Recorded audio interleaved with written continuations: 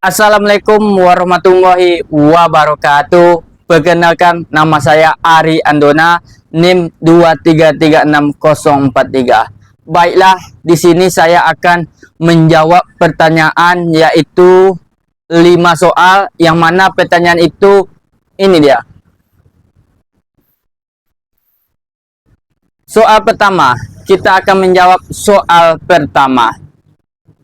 Audit sistem informasi adalah proses pemeriksaan terhadap sistem informasi untuk memastikan sistem berjalan dengan aman, efektif, efisien, dan menghasilkan informasi yang akurat sesuai tujuan organisasi. Fungsi audit sistem informasi yang pertama, menjaga keamanan data, memastikan sistem berjalan efektif dan efisien, memastikan informasi yang dihasilkan akurat, menilai kepatuhan terhadap aturan, menemukan kelemahan sistem, dan memberikan rekomendasi kebaikan. Adapun perannya yaitu peran auditor dalam pengembangan sistem. Yang pertama, mengidentifikasi risiko sistem. Yang kedua, memberikan saran mengenai pengendalian yang diperlukan. Yang ketiga, memastikan sistem sesuai kebutuhan dan standar keamanan. Yang terakhir, memberikan rekomendasi perbaikan jika ditemukan kelemahan. Adapun pengendalian audit sistem informasi, yang pertama yaitu preventif, mencegah masalah. Yang kedua, detektif, mendeteksi kesalahan. Yang ketiga, korektif, memperbaiki masalah. Yang terakhir, fisik, melindungi perangkat. Risiko dalam auditing, risikonya dibagi menjadi 3. Yang pertama yaitu kebocoran atau kehilangan data. Yang kedua, kesalahan informasi. Yang ketiga, kecurangan, fraud. Audit sistem informasi bertujuan memastikan sistem informasi aman Anda dan mendukung tujuan organisasi. Sedangkan auditor berperan menilai sistem serta memberikan rekomendasi agar risiko dapat diminimalkan.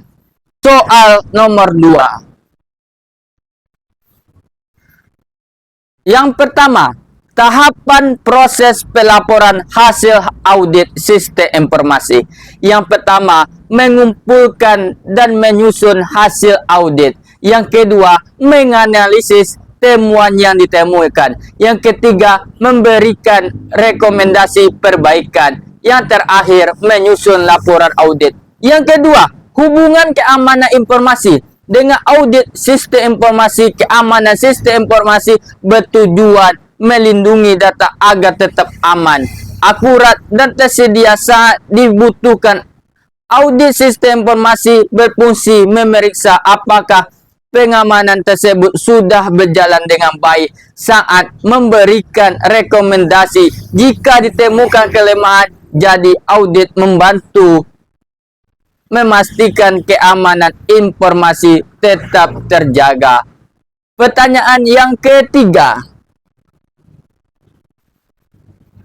Meskipun suatu organisasi memiliki risiko yang tinggi, risiko tersebut belum tentu terjadi. Hal ini bisa disebabkan oleh beberapa faktor, seperti adanya sistem keamanan yang baik. Yang kedua, pengendalian internalnya efektif, karyawannya mengetahui prosedur, serta tidak adanya ancaman yang berhasil memanfaatkan kelemahan sistem. Kondisi ini dapat memengaruhi penilaian risiko karena organisasi mungkin menganggap risikonya sudah rendah hanya karena belum pernah terjadi insiden. Pada risiko tersebut tetap ada dan bisa terjadi kapan saja jika pengendalian lemah atau muncul ancaman baru. Oleh karena itu, penilaian risiko terus tetap dibuat secara berkala dan tidak hanya berdasarkan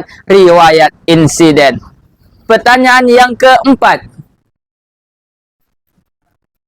Selain melaporkan temuan, auditor sebaiknya memberikan rekomendasi perbaikan yang jelas dan membantu manajemen memahami penyebab kelebihan serta cara memastinya. Auditor juga dapat memberikan saran mengenai penguatan pengendalian agar sistem menjadi lebih aman dan efektif.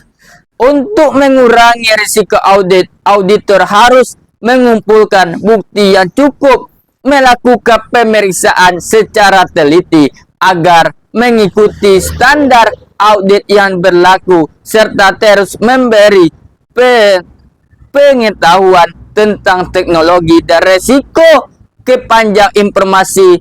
Dengan begitu, hasil audit akan lebih akurat dan dapat dipercaya. Pertanyaan yang kelima. Berikut beberapa kendala yang sering ditemukan dalam proses audit internal beserta cara mengatasinya. Yang pertama, data tidak lengkap adalah meminta data tambahan dan melakukan konfirmasi kepada pihak terkait.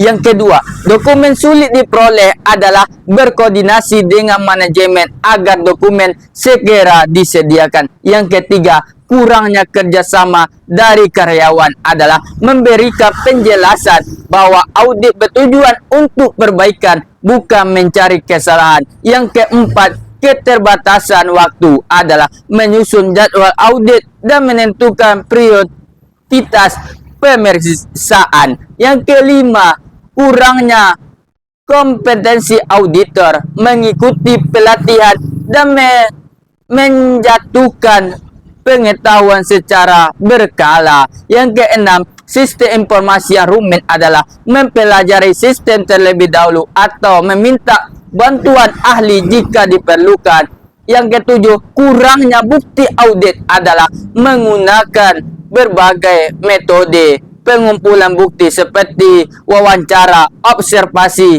di pemeriksaan dokumen. Yang kedelapan adalah perubahan sistem kebiasaan selama audit menyesuaikan rencana audit dengan kondisi terbaru. Yang kesembilan, keterbatasan sumber daya adalah mengatur pengguna tenaga, waktu, dan anggaran secara efisien. Yang terakhir, yang ke-10, temukan audit tidak segera ditindaklanjuti adalah melakukan monitoring dan berkoordinasi dengan manajemen agar rekomendasi segera diterapkan.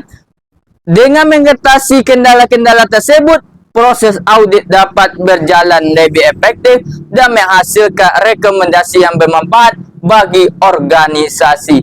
Cukup sekian dulu jawaban dari saya. Kalau ada kata-kata saya yang salah, mohon dimaafkan. Wabillahi taufiq wa hidayah. Wassalamualaikum warahmatullahi wabarakatuh.